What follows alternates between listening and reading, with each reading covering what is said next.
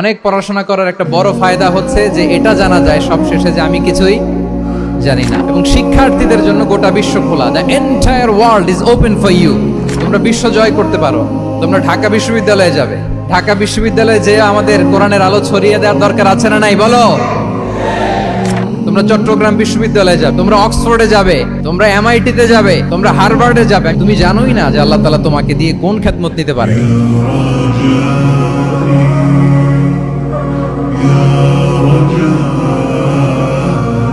আসসালামু আলাইকুম ওয়া রাহমাতুল্লাহি ওয়া বারাকাতুহু। নাহমাদুহু ওয়া নুসাল্লি আলা রাসূলিহিল কারীম।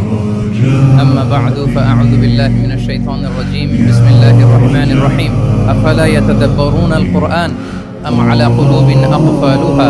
সাদাকাল্লাহুল আযীম। রাব্বি ইশরাহ লি সাদরি ওয়া ইয়াসসির লি আমরি ওয়াহলুল উকদাতাম মিন লিসানি ইয়াফকাহু কওলি। তানজিমুল উম্মাহ ফাউন্ডেশন কর্তৃক আয়োজিত 13তম হিফজুল কোরআন অ্যাওয়ার্ডের আজকের এই চমৎকার আয়োজনে, চমৎকার অনুষ্ঠানে আপনারা যারা উপস্থিত হয়েছেন আপনাদের সবাইকে জানাচ্ছি আন্তরিক শুভেচ্ছা এবং মোবারকবাদ। আহলান ওয়া সাহলান ওয়া মারহাবান বিকুম ফি হাযাল লিকা আত-তাইয়্যিব আল মুবারাক। আমি শুরুতে আল্লাহ রাব্বুল ইজ্জা ওয়াল জালালের দরবারে শুকরিয়া জ্ঞাপন করছি, যিনি আমাদেরকে এরকম চমৎকার একটি বরকতময় প্রোগ্রামে একত্রিত করেছেন। আমরা সবাই পড়ছি কালিমাতুশ শুকর আলহামদুলিল্লাহ। আল্লাহ তাআলার দরবারে শুকরিয়া জ্ঞাপনের পাশাপাশি আমি আজকের প্রোগ্রামের যারা অর্গানাইজার, আয়োজক, তাদেরকে অন্তরের অন্তঃস্থল থেকে শুকরিয়া জানাতে চাই। এরকম চমৎকার প্রোগ্রামে আমাকে ইনভাইট করবার জন্য আমি অত্যন্ত সম্মানিত বোধ করছি। এরকম চমৎকার একটি কোরআনের প্রোগ্রামে অংশগ্রহণ করার সুযোগ পেয়ে আজকের প্রোগ্রামে উপস্থিত আছেন তানজিমুল উম্মাহ ফাউন্ডেশনের সম্মানিত পরিচালনা পর্ষদ, উপস্থিত আছেন তানজিমুল উম্মাহ ফাউন্ডেশনের সম্মানিত শিক্ষকবৃন্দ, শুভাকাঙ্ক্ষীবৃন্দ, অভিভাবক মণ্ডলী এবং হেফজ কমপ্লিট করা শিক্ষার্থী বন্ধুরা,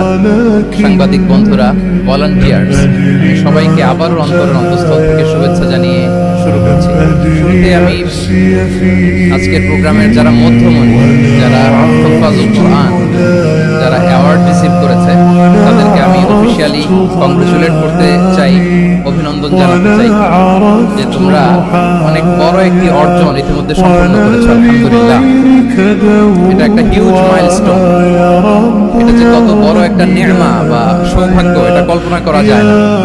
যে কোরআনকে বলা হয় এটা বিয়ন্ডলেস, বাউন্ডলেস, বটমলেস, মহাবিশ্বের মহাবিশ্বয় মহাগ্রন্থ আল কোরআনুল কারীমকে তোমরা তোমাদের সিনায় ধারণ করেছো।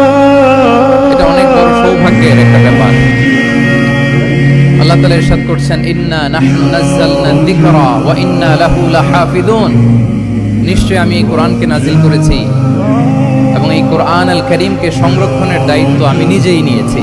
কোরআন আল কারীমকে পৃথিবীতে প্রিজার্ভ করা বা সংরক্ষণ করা এটা আল্লাহ তাআলা তোমাদের মাধ্যমে করেছে। আলহামদুলিল্লাহ সুম্মা আলহামদুলিল্লাহ। এটা অনেক বড় সৌভাগ্যের ব্যাপার এবং সবার নসিবে এটা থাকে না। যাদেরকে আল্লাহ তাআলা পছন্দ করেন, যারা চুজেন পার্সোনালিটি টু আল্লাহ সুবহানাহু ওয়া তাআলা, শুধুমাত্র কেবলমাত্র একমাত্র তাদেরকেই আল্লাহ তাআলা এই সৌভাগ্য দান করেন। এই যে মাইল ফলক তোমরা স্পর্শ করেছো, এটা তোমাদের জীবনের অনেক বড় একটা অর্জন এবং নানা ধরনের খুশ নসিব তোমাদের ব্যাপারে ঘোষিত হয়েছে হাদিসে, আল মাহিরু বিল কুরআন মা'a সাফারাতিল কিরামিল বারারা, ইকরা ওয়ারতাকি ওয়ারাত্তিল কামা কুনতা তুরাত্তিলু ফিদ দুনিয়া ফাইন্না মানজিলাতাকা ফি আখিরি আয়াতিন তাকরাউহা। আজকের এই অ্যাওয়ার্ড গিভিং সেরেমনিতে এসে তোমাদের কত ভালো লাগছে। সবার যে তোমরা আলাদা স্পেশাল পোশাক, তোমাদের জন্য ক্রেস্ট দেয়া হয়েছে, সামনে এসে ফটো সেশনে অংশগ্রহণ করছো।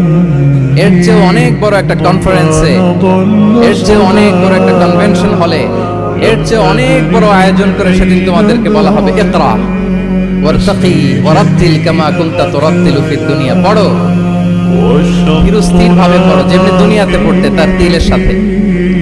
ঠিক যতটুকু পড়বে ততটুকু পড়বা, আল্লাহর সান্নিধ্য তোমরা পাবে। যতটুকু পড়বে ঠিক ততটুকু জান্নাতে তোমাদের ভবনগুলো উঁচু হতে থাকবে। আল্লাহু আকবার। এখন তোমাদের কেমন ফিল হচ্ছে? এই দুনিয়াতেই যদি এত চমৎকার অ্যাওয়ার্ড গিভিং সেরেমনিতে তোমাদেরকে সম্মান দেওয়া হয়, সেদিনের সেই প্রোগ্রামে যদি তোমরা অংশগ্রহণ করতে পারো, কেমন লাগবে তোমাদের বলো?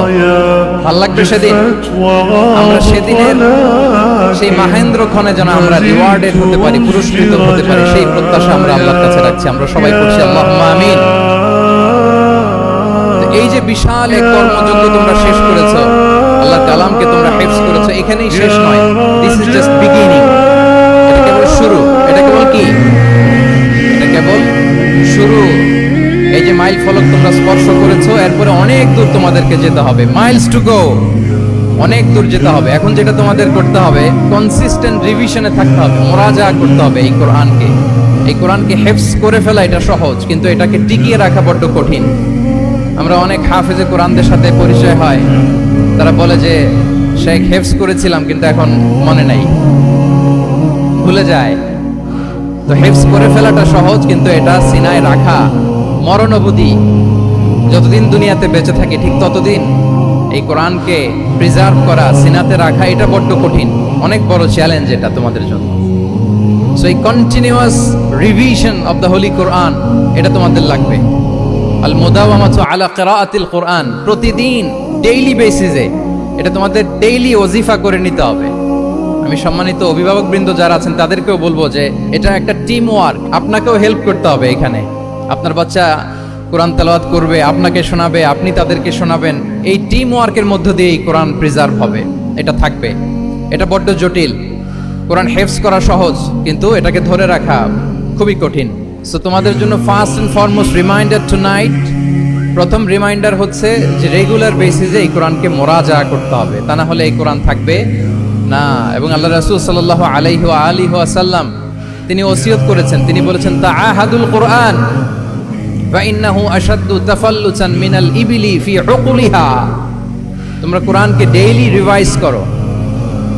যারা তোমরা হিফজ কমপ্লিট করেছো, হাফাজাতুল কোরআন, তোমাদেরকে উদ্দেশ্য করে আল্লাহ রাসূল সাল্লাল্লাহু আলাইহি ওয়া আলিহি ওয়াসাল্লাম বলেন যে তাআহাদুল কোরআন, তোমরা ডেইলি বেসিসে কোরআনকে কি করো? রিভাইজ করো, রিভিশন দাও, মুরাজা করো, এটাকে সম্মান করো। ফা ইন্নাহু আশাদ্দু তাফাল্লুসান মিনাল ইবিলি ফি উকুলিহা, কেননা পোষ মানানো হয়নি এরকম কোন বন্য উট যদি এটা রশি ছেড়ে দেওয়া হয়, এটা যেমনি ছুটে পালায়, দৌড়ে পালায়, এটারে ফিরে আনা যেমনি কঠিন, কোরআন হিফজ করার পরে, মুখস্থ করার পরে কেউ যদি ভুলে যায়, ওইটারে আবার রিভাইভ করা তার চেয়েও বেশি কঠিন। তো এই জন্য ডেইলি বেসিসে রিভাইজ করতে হবে। এবং আল্লাহ রাসূল সাল্লাল্লাহু আলাইহি ওয়া আলিহি ওয়াসাল্লাম তিনিও যাতে ভুলে না যান, বারবার কোরআন পড়তেন, বারবার রিভাইজ করতেন। রাসূল সাল্লাল্লাহু আলাইহি ওয়াসাল্লামের কষ্ট হয়ে যেত, ফলে আল্লাহ তাআলা বলেছেন লা তুহাররিক বিহি লিসানাকা লিতা'জালা বিহি ইন্না আলাইনা জামাআহু ওয়া কুরআনা ফাইদা ক্বরানাহু ফাত্তাবি' কুরআনা। নবী, আপনি তাড়াহুড়ো করে, এত কষ্ট, এত প্রেসার আপনার উপর নেওয়ার দরকার নেই, আমি আপনাকে পড়িয়ে দেব। জিবরিল যখন পড়ে শুধু ফলো করেন সেটা, একবার পড়ে নিন, মুখস্থ আমি আল্লাহ করে দেব। সানুকরিউকা ফালা তানসা, আপনি আর ভুলবেন না। এরপরে আল্লাহ রাসূল সাল্লাল্লাহু আলাইহি ওয়া আলিহি ওয়াসাল্লাম রেগুলার বেসিসে কোরআন পড়তেন, সাহাবাদেরকে কোরআন শোনাতেন, আবার সাহাবাদের কাছ থেকে কোরআন শুনতেন।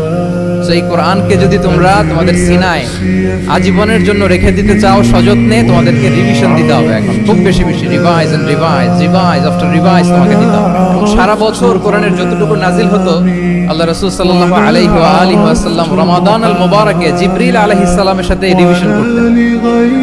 সারা বছর যা নাজিল হলো, এটা আল্লাহ রাসূল সাল্লাল্লাহু আলাইহি ওয়াসাল্লাম জিবরিল আলাইহিস সালামকে শোনাতেন, আবার জিবরিল আলাইহিস সালাম আল্লাহ রাসূল সাল্লাল্লাহু আলাইহি ওয়াসাল্লামকে অতটুকু শোনাতেন। যে বছর তিনি ইন্তেকাল করবেন, ওই বছর দুইবার তিনি গোটা কোরআনকে জিবরিল আলাইহিস সালামের সামনে পেশ করেছেন, শুনিয়েছেন। আবার জিবরিল আলাইহিস সালাম দুইবার আল্লাহর হাবিব সাল্লাল্লাহু আলাইহি ওয়া আলিহি ওয়াসাল্লামকে শুনিয়েছেন। আল্লাহু আকবার। তাহলে এটাই হচ্ছে সুন্নাহ। তিনিই তো পৃথিবীর প্রথম হাফেজ, নাকি? আল্লাহ রাসূল সাল্লাল্লাহু আলাইহি ওয়াসাল্লাম প্রথম হাফেজ ছিলেন না? উনি রেখেছেন কিভাবে কোরআনকে? প্রিজার্ভ করেছেন কিভাবে? রিভিশনের মাধ্যমে, রিভিশন এন্ড রিভিশন। তাহলে the first and foremost reminder for tonight in this ceremony for all of you today, you have to revise a lot. You have to recite a lot. প্রতিদিন recite করতে হবে, প্রতিদিন revise দিতে হবে। এটা আমাদের মনে থাকবে তো নাকি? শিক্ষার্থী বন্ধুরা আওয়াজ করো, মেক এ নয়েজ। মনে থাকবে ইনশাআল্লাহ বিইذنিল্লাহ। তাহলে প্রথম কাজ হচ্ছে আমাদেরকে রিভাইজ করতে হবে। পাশাপাশি এই যে 114 সূরা তোমরা এই সিনার ভিতরে নিয়ে নিলা, মুখস্থ করে ফেললা, আল্লাহ তাআলা যা বলার তিনি সব এই কোরআনে বলে দিয়েছেন, নতুন করে আর কিছু বলবেন না। এটা তো দ্য লেটেস্ট রিভিলেশন, এরপরে আর কোনো ওহী আসবে না, প্রত্যাদেশ আসবে না। ফলে আল্লাহ তাআলা আমাদেরকে যা বলার সব বলে দিয়েছেন। মুখস্থ করার বড় কাজ এখন যেহেতু শেষ, এবার আমরা বোঝার জন্য উঠে পড়ে লাগবো। কোরআনকে বুঝতে হবে। আমাদের মাতৃভাষায় এই কোরআনের মর্মবাণী, মর্মার্থ, আল্লাহ তাআলা কি ডুজ এন্ড ডোন্টস আমাদের জন্য দিয়েছেন, কি করা যাবে কি করা যাবে না সব তিনি বলে দিয়েছেন। এটা আমাদেরকে বুঝতে হবে। আমরা গত বছর একটা বই লিখেছি এক নজরে কোরআন নামে। আমরা খুব সহজে 114 সূরার সামারি সিনপসিস এই বইটিতে নিয়ে এসেছি। ফলে কেউ কোরআনের বঙ্গানুবাদ পড়ার আগে বা তাফসীর পড়ার আগে যদি এক নজর এই বইটাতে একটু চোখ বোলা, একটু গো থ্রু করে, তার জন্য কোরআন বোঝাটা একেবারে সহজ হয়ে যাবে ইনশাআল্লাহ। এই বই ছাড়াও আরো অনেক অনেক বই সম্মানিত লেখকরা তারা লিখেছেন। আমরা যেন কোরআনের সাথে নিজেদের অ্যাটাচমেন্ট বাড়াই, মাতৃভাষায় যেন আমরা কোরআনকে বুঝি, আমরা কোরআনের অনুবাদ যেন ডেইলি বেসিসে পড়ি, কোরআনের সহজ সরল যে তাফসীর আছে এই তাফসীরগুলো যেন আমরা পড়ি। এটাকে বলে তাদাব্বুর। যে আয়াত দিয়ে আমি শুরু করেছি, আফালা ইয়াতাদাব্বারুনাল কোরআন আম আলা কুলুবিন আকফালুহা, আল্লাহ বলছেন তারা কি গভীর মনোযোগের সাথে কোরআন পড়বে না, উইথ ভাস্ট কনসেন্ট্রেশন, খুব ধ্যানমগ্নতার সাথে খুব মনোযোগ দিয়ে কি তারা কোরআন পড়বে না, নাকি তাদের হৃদয়ে তালা ঝুলে আছে? আমাদের হৃদয়ের জং ধরা তালা যদি আমরা খুলতে চাই, এটা আনলক করতে হবে আল কোরআন আল কারীম দিয়ে। তাহলে প্রথম রিমাইন্ডার হচ্ছে রিভিশন। আমার প্রিয় হাফেজ ভাই এবং বোনেরা, আমরা যেন রিভিশন দেই বেশি বেশি। 2 নম্বর কথা হচ্ছে আমরা যেন কোরআনের মর্মবাণী বাংলায় বুঝবার চেষ্টা করি, কোরআনের তাফসীর যেন আমরা পড়ি, আমরা যেন তাদাব্বুরে কোরআন করি, কোরআনের যে রিফ্লেকশন গুলো আছে এগুলো যেন আমরা ধারণ করতে পারি। তাদাব্বুর শব্দটা বেসিক্যালি এসেছে আরবি শব্দ দুবুর থেকে। দুবুর, দুবুর শব্দের অর্থ হচ্ছে পেছন, যে কোনো জিনিসের পেছনকে বলে, আমাদের পেছনটাকেও বলে দুবুর।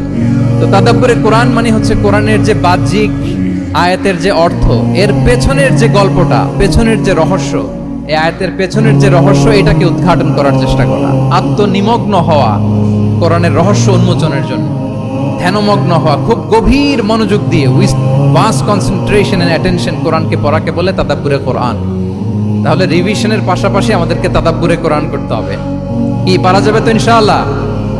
এই কোরআন যে তোমাদেরকে কোথায় নিয়ে যাবে তুমি জানোই না, তোমার কোনো আইডিয়াই নাই এই যে কোরআন তোমাদেরকে কোথায় নিয়ে যেতে পারে। এবং শিক্ষার্থীদের জন্য গোটা বিশ্ব খোলা, the entire world is open for you. তোমরা বিশ্ব জয় করতে পারো, তোমরা ঢাকা বিশ্ববিদ্যালয়ে যাবে, তোমরা চট্টগ্রাম বিশ্ববিদ্যালয়ে যাবে। এই যে তোমাদের এক বড় ভাই বসে আছে, ডাকসুর ভিপি সাদিক কায়েম। ঢাকা বিশ্ববিদ্যালয়ে যে আমাদের কোরআনের আলো ছড়িয়ে দেওয়ার দরকার আছে না নাই বলো? তোমরা অক্সফোর্ডে যাবে, তোমরা এমআইটিতে যাবে, তোমরা হার্ভার্ডে যাবে। আমি হার্ভার্ডে গিয়েছি, এমআইটিতে গিয়েছি। তোমরা ইয়েল ইউনিভার্সিটিতে যাবে, সেখানে যে কোরআনের আলো ছড়িয়ে দিবে ইনশাআল্লাহ বলি সবাই। তাহলে শিক্ষার্থীদের জন্য গোটা বিশ্ব খোলা। তুমি জানোই না যে আল্লাহ তাআলা তোমাকে কোথায় নেবে। খুত্তাতুল্লাহি আ'যামু মিন খুত্তাতিকুম, আল্লাহর প্ল্যান তোমার প্ল্যানের চাইতে অনেক অনেক বড়। তুমি জানোই না যে আল্লাহ তাআলা তোমাকে দিয়ে কোন খেদমত নিতে পারে। সো আমরা যেন তাদাব্বুরে কোরআন করি, কোরআনে যে আল্লাহ জেমস গুলো দিয়েছেন এগুলোর সাথে নিজেদের অ্যাটাচমেন্ট যেন আমরা বাড়াই, একটু একটু করে যেন পড়ি। এবং সাহাবা রিদওয়ানুল্লাহি তাআলা আলাইহিম আজমাইন, ওনাদের হ্যাবিট এটাই ছিল, ওনারা তাড়াহুড়ো করে কোরআন পড়তেন না, একটু একটু করে পড়তেন। তোমাদের তো 2 বছর কিংবা 3 বছরে হেফজ শেষ হয়ে যাওয়ার কথা নাকি? তাদের কয় বছর লেগেছে হেফজ করতে? 3 বছর। আচ্ছা, তোমরা কি জানো ওমরে ফারুক রাদিয়াল্লাহু তাআলা আনহু উনি সূরা বাকারা হেফজ করতে সময় নিয়েছিলেন 12 বছর। ওনাদের অভ্যেস ছিল তারা তাদাব্বুরে কোরআন করে করে আগাতেন। 10 আয়াত পড়তেন, এটাকে মুখস্থ করতেন, এটার অর্থ বুঝতেন, এটার উপর আমল করতেন, এটাকে ধারণ করতেন, এটার উপর সাধনা করতেন, এটারে ডাইজেস্ট করা শেষ, এরপরে 10 আয়াত, আবার একই সিস্টেমে 10 আয়াত পরে এরপরে 10 আয়াত। এভাবে সূরা বাকারা শেষ করতে উনি সময় নিয়েছিলেন কয় বছর? 12 বছর। এবং যেদিন সূরা বাকারা কমপ্লিট করেছিলেন ওদিন উট জবাই করে সবাইকে খাইয়েছিলেন। সুবহানাল্লাহ বিহামদিহি। ওনারা কোরআন জানাটাকে সেলিব্রেট করতেন। আল্লাহু আকবার। সো আমরা যেন তাদাব্বুরে কোরআন করি। তাহলে আমার রিমাইন্ডার গুলো খেয়াল রাখতে হবে। 1 নম্বরে কি বলেছি? Revision. Let's say all together. 1 নম্বরে কি ছিল? রিভিশন। 2 নম্বরে তাদাব্বুরে কোরআন। সবাই বলি 2 নম্বরে কি ছিল? তাদাব্বুরে কোরআন। বুঝে বুঝে কোরআনের মেসেজ গুলোকে হৃদয়ঙ্গম করা, একটু একটু করে হৃদয়ঙ্গম করা, একবারে সব না। কারণ কোরআন নাজিলও হয়েছে একটু একটু করে। হাসাবা হাওয়াইজিল বাশার, মানুষের যত প্রয়োজন ছিল প্রয়োজনের প্রেক্ষাপটে চাহিদার আলোকে একটু একটু করে 23 বছরের লম্বায় লং পিরিয়ড অফ টাইমে কোরআন নাজিল হয়েছে। কোরআন কিন্তু তাওরাত, জাবুর, ইনজিলের মতো, তাওরাতের মতো, জাবুরের মতো কিন্তু কোরআন একবারে নাজিল হয়ে যায়। তাওরাত, জাবুর কিন্তু একবারে এট এ টাইমে নাজিল হয়েছে, কিন্তু কোরআন নাজিল হয়েছে কত বছরের সময় নিয়ে? 23 বছর, 23 ইয়ার্স, 23 বছরের লং পিরিয়ড অফ টাইম নিয়েছে।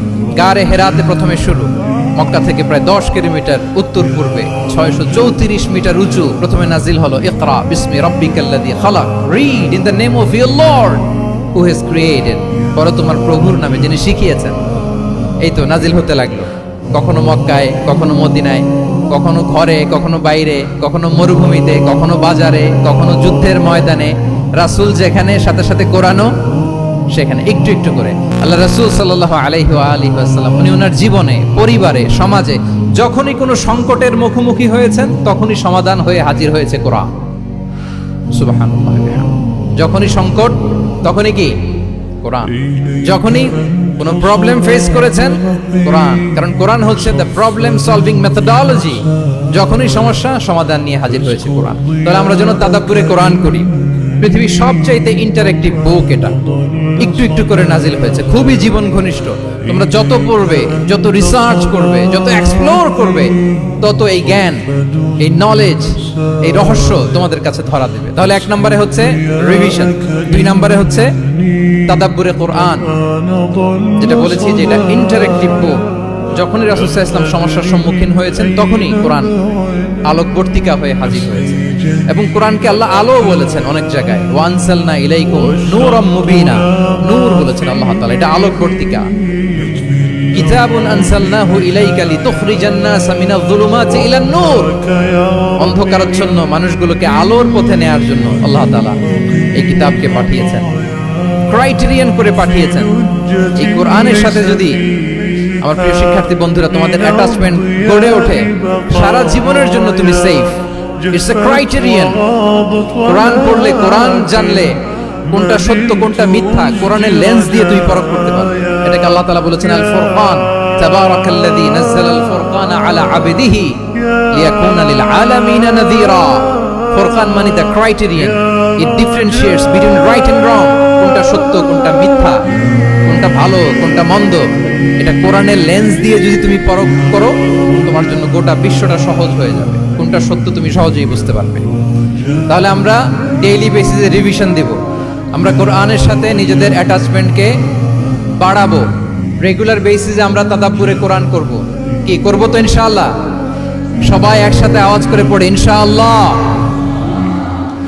বিশাল এক কর্মযজ্ঞ তোমরা শেষ করেছো, এবার নতুন কর্মযজ্ঞের পথে তোমরা হাঁটবে। কোরআন তোমরা মেমোরাইজ করেছো এবং এখন জ্ঞানের অন্যান্য যে ব্রাঞ্চ আছে, শাখা প্রশাখা আছে, সেগুলোতে তোমরা বিচরণ করবে। জ্ঞানার্জনের একটা মূলনীতি তোমাদের সাথে আজকের এই প্রোগ্রামে শেয়ার করে আমি আমার সংক্ষিপ্ত আলোচনা শেষ করব। ইসলামিক জ্ঞান হোক কিংবা কনভেনশনাল জ্ঞান হোক, জ্ঞানার্জনের জন্য 3টা বিষয় অপরিহার্য, এটা আমাদের খেয়াল রাখতে হবে। 1 নম্বর হচ্ছে বিনয়, 2 নম্বর হচ্ছে সফর, 3 নম্বর হচ্ছে সবর। এবার আমি জিজ্ঞেস করি, তোমাদের মুখ থেকে আমি শুনতে চাই, বলো জ্ঞানার্জনের জন্য অপরিহার্য বিষয় কয়টা? 1 নম্বরে বিনয়, 2 নম্বরে সফর, 3 নম্বরে সবর। এই 3টাই লাগবে। বিনয়ী হইতে হবে, ডাউন টু আর্থ হইতে হবে। বিনয়ী না হলে, মুতাওয়াদি না হলে আল্লাহ তাআলা এলেমের নূর দিয়ে ওই ব্যক্তিকে ধন্য করেন না। বিনয়ী হইতে হবে। বলা যাবে না যে আমি সব শিখে ফেলছি, আমি সব জানি, আসলে কিছুই জানি না, আসলে কিছুই জানি না। অনেক পড়াশোনা করার একটা বড় সুবিধা হচ্ছে আমি যে কিছুই জানি না এটা জানা যায়।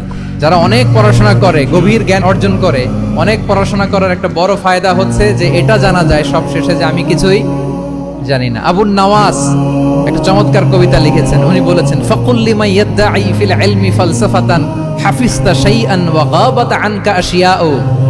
যে বলে যে আমি সব জানি, তুমি তার বৃদ্ধাঙ্গুলি দেখিয়ে বলা তুমি কিছুই জানো না, তুমি অল্প কিছু জেনেছো। মহাবিশ্বের অনেক রহস্য তোমার কাছে এখন অধরা, এখনো অধরা, অজানা। ওয়া ফাওকা কুল্লি যী ইলমিন আলিম, জ্ঞানীর উপরও জ্ঞানী আছে, জাননেওয়ালার উপরও জাননেওয়ালা আছে। তাহলে বিনয় যেন আমাদের পোশাক হয়, আমরা যেন বিনয়ী হই। আমরা যার কাছ থেকে নলেজ নিব, ইলম নিব, তার কাছে বিনয়ী হইতে হবে। যেই পাত্রে পানি ঢালবো এটা থাকবে নিচে, আর যেই গ্লাস থেকে ঢালা হবে ওইটা থাকে উপরে। মুসা আলাইহিস সালাম একবার বনি ইসরাইলের মাঝে আলোচনা করছিলেন, হঠাৎ এক লোক বলে যে ইয়া নবী আল্লাহ মান আ'লামু ফিল আরদ, বর্তমান পৃথিবীতে সবচেয়ে বড় জ্ঞানী কে? তো মুসা আলাইহিস সালাম বলে ফেললেন আনা, আমি সবচেয়ে বড় জ্ঞানী। এটা ভুল বলেন নাই, কারণ যাকে আল্লাহ তাআলা ওহির জ্ঞানে ধন্য করেন তিনিই তো সবচেয়ে বড় জ্ঞানী। আল্লাহ তাআলা এই রেসপন্সটা, এই আনসারটা পছন্দ করেন না। আল্লাহ তাআলা চাচ্ছিলেন মুসা আলাইহিস সালাম যদি বলতো যে আল্লাহই ভালো জানে বা আল্লাহু আ'লাম, আল্লাহই সবচেয়ে জ্ঞানী, এটা আল্লাহ পছন্দ করতেন। তো উনি যখন বলে ফেলছেন আমি, আল্লাহ বলে না মুসা, তুমি যে বলে ফেললে আমি সবচেয়ে বড় জ্ঞানী, তুমি তো সবচেয়ে বড় জ্ঞানী নও, তোমার চেয়ে বড় জ্ঞানী আছে। শুনে তো মুসা আলাইহিস সালাম বলেন, কি আমার চেয়ে বড় জ্ঞানী কোথায়? আল্লাহ বললেন ইযহাব ইলা মাজমাইল বাহরাইন, দুই সাগরের মিলনস্থলে যাও, ওখানে আমার এক বান্দা আছে ইসমুহু খাদির। এই খাদির, যারে আমরা বাংলায় খিজির বলি আর কি, এই খিজির তোমার চেয়েও জ্ঞানী। আল্লাহু আকবার। আপনারা সূরা কাহফের তাফসীর করলে জানতে পারবেন। গেলেন, নৌকার মধ্যে বসা, হঠাৎ একটা চড়ুই পাখি এসে সাগরের পানি খাচ্ছে। অনেক, to make the long story short, বড় স্টোরিকে আমি ছোট করে বলছি। দুইজন নৌকায় বসা, একটা চড়ুই পাখি এসে সাগরের পানি খায়। তো খিজির আলাইহিস সালাম বললেন মুসা, চড়ুই পাখিটা দেখতে পাচ্ছ? মুসা আলাইহিস সালাম বললেন হ্যাঁ দেখতে পাচ্ছি। চড়ুই পাখি যে পানি খেলো এইমাত্র, এটা দেখেছো? হ্যাঁ দেখেছি। পানি খাওয়ার কারণে চড়ুই পাখির চঞ্চুতে, মানে ঠোঁটে যে একটু সাগরের ছিটে ফোটা পানি লেগেছে, দেখেছো? মুসা আলাইহিস সালাম বললেন হ্যাঁ দেখেছি। তো খিজির আলাইহিস সালাম বললেন এই যে সাগর থেকে, মহাসাগর থেকে পানি খাওয়ার কারণে চড়ুই পাখির ঠোঁটে সামান্য সাগরের ছিটে ফোটা পানি যতটুকু ঠোঁটে লেগে আছে, এটা হচ্ছে তোমার, আমার আর মহাবিশ্বে আমরা যারা আছি সবার জ্ঞান। আর এই পড়ে থাকা মহাসাগরের পানি হচ্ছে আল্লাহর জ্ঞান। চড়ুই পাখির ঠোঁটে লাগা পানি তোমার, আমার আর পৃথিবীর সবার, আমাদের যে জ্ঞান আল্লাহ দিয়েছেন এটা। আর মহাসাগরের পানিগুলো কার জ্ঞান? ওয়ামা উতিতুম মিনাল ইলমি ইল্লা কালিলা। আল্লাহ বলেন একেবারে একেবারে ভেরি লিটল, যত সামান্য জ্ঞান দিয়ে আমি তোমাদেরকে দুনিয়ায় পাঠিয়েছি। এজন্য আমি সব জানি, এটা আজকে থেকে আমরা আর বলবো। আমার শিক্ষার্থী বন্ধুরা নয়েজ করো, বলো আমরা বলবো আল্লাহু আ'লাম, আল্লাহ ভালো জানেন। সাহাবাদের এই বৈশিষ্ট্য ছিল, ওনারা বলতেন আল্লাহু ওয়া রাসূলুহু আ'লাম, আল্লাহ এবং আল্লাহর রাসূল ভালো জানেন। এবং আমাদের ক্লাসিক স্কলারদের এই বৈশিষ্ট্যটা ছিল, অনেক প্রশ্নের উত্তর ওনারা দিতেন না। আমাদের তো প্রশ্ন করলে আমরা হুটহাট উত্তর দিয়ে দিই। অন এন এভারেজে 10টা প্রশ্ন করলে ইমাম মালিক এর মধ্যে অধিকাংশ প্রশ্নের উত্তরে বলতেন আনা লা আ'লাম, আমি জানি না। আমি জানি না, এটা যখন আমরা বলতে শিখি তখনই বেসিক্যালি আমরা নলেজেবল হয়ে উঠি, জ্ঞানী হয়ে উঠি। তাহলে জ্ঞানার্জনের জন্য অপরিহার্য কয়টা বিষয় বলেছিলাম মনে আছে? না ঘটনা শুনতে শুনতে কয়টা মোট? 1 নম্বরে বিনয়। আমরা বিনয়ী হব। আওয়াজ করে বলি আমরা কি হব?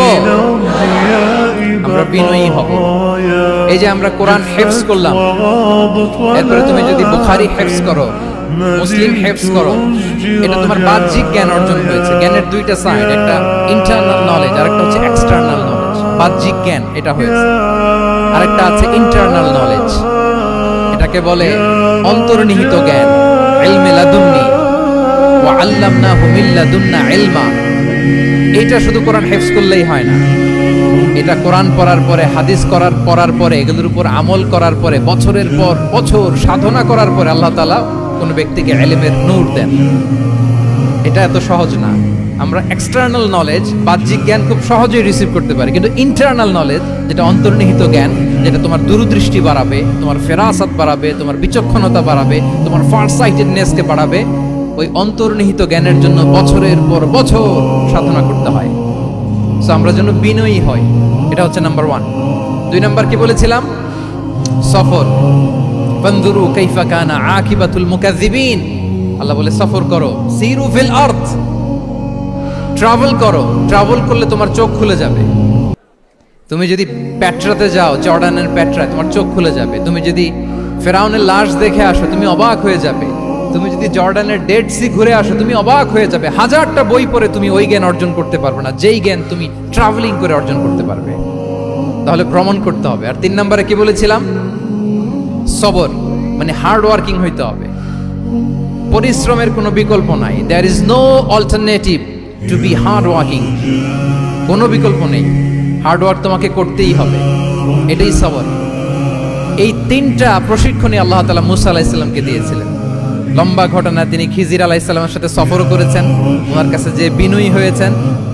তারপরে বারবার উনি ধৈর্য হারা হয়ে যাচ্ছিলেন, আল্লাহ ধৈর্যেরও পরীক্ষা নিয়েছেন। তাহলে বিনয়, সফর এবং সবর, এই তিনটা জিনিস জ্ঞানার্জনের জন্য অপরিহার্য।